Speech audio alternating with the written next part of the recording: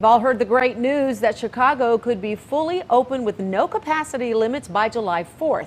The word coming from the mayor yesterday. So what does this mean and where do the numbers have to remain to make this happen? We are joined this morning by Dr. Allison Arwady from the Chicago Department of Public Health. Good morning to you, Dr. Arwady. This is great news. July 4th just around the corner. So does that mean fireworks displays, outdoor concerts, and neighborhood festivals are coming back? Yeah, it does. And this is really a mark of the progress we've been making and we expect to continue making, especially on vaccination, seeing cases continue to trend down. We've got a good summer plan, more than 350 outdoor events already announced, and some of the big ones like the auto show, coming back in July. So it's good news for sure. We just need folks to get vaccinated and make sure we can hit some of those benchmarks and be able to get there. Okay, so what does this mean for mask wearing? Are we getting any closer to getting rid of these masks once the city and the state is open again?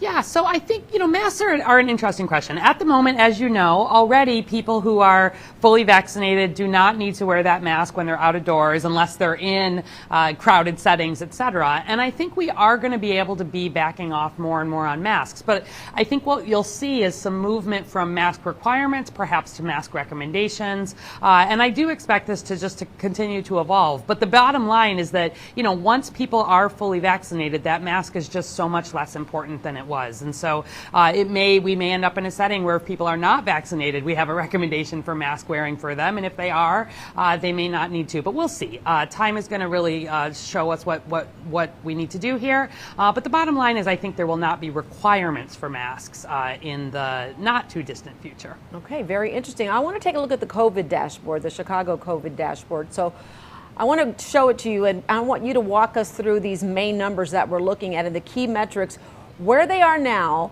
where they need to be to move forward. Obviously, we want them to be zero, but what are the key metrics that you focus on? Yeah, absolutely. So first, we're looking at that number of new cases. 510 new cases every day here in Chicago. That's still higher than we want it to be. We want that number under 400 and ideally under 200 to move us down to that lower risk category. And increasingly, we're seeing those 500 cases falling on people who aren't vaccinated yet. And so this is one of the things as we make progress in vaccination, we expect that number to trend down. Our positivity is at about 4.7%.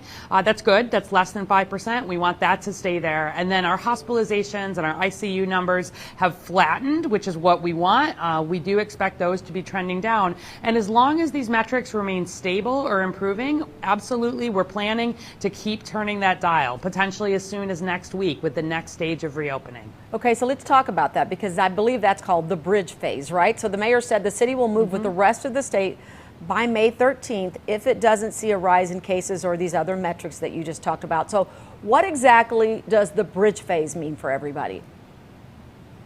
Yeah, so if you want to go to chicago.gov/reopening, you can see all the details across all the different settings. But just to give you a sense of this, right now, for example, restaurants can be at 50% capacity with a maximum of 100 people indoors in any space. If things keep looking good, by as soon as later next week, we could be at a point where restaurants are at 75% capacity without any restrictions in terms of numbers, as long as they can still keep that 6-foot distance between tables. So that gives you an example. But really across all of the settings, we turn that dial. We say you can increase capacity, you can have more folks in spaces, and this is really getting tied to the progress that we're seeing in vaccination. Okay, let's talk about the state's emergency travel order. Indiana yesterday became the only state that was moved from the yellow to the orange tier of the emergency travel order. So that means unvaccinated travelers heading from Indiana to Chicago will have to quarantine or test negative for COVID. What do you want to say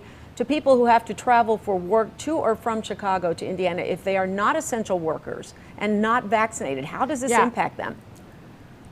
Yeah, so I mean, for everybody, the top line message on this is please get vaccinated, because as soon as you're 2 weeks post that second dose, this travel order does not apply. You don't need to worry about quarantine. You don't need to worry about testing.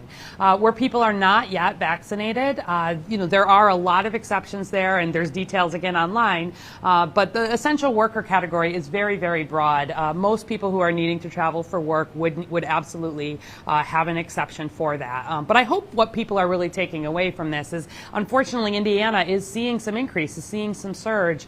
We want to be heading the right way, meaning not having additional exposures, not seeing some of the trouble that we saw in Michigan really make it over here. And so, I know folks are traveling, but I ask people to be careful, and please, please, please get vaccinated. Okay, Dr. Arwady, I want you to stand by, because when we come back, that's what we want to talk about. And we also want to talk about Dr. Arwady's message to parents who are nervous about getting their children vaccinated. That and much more when we come back.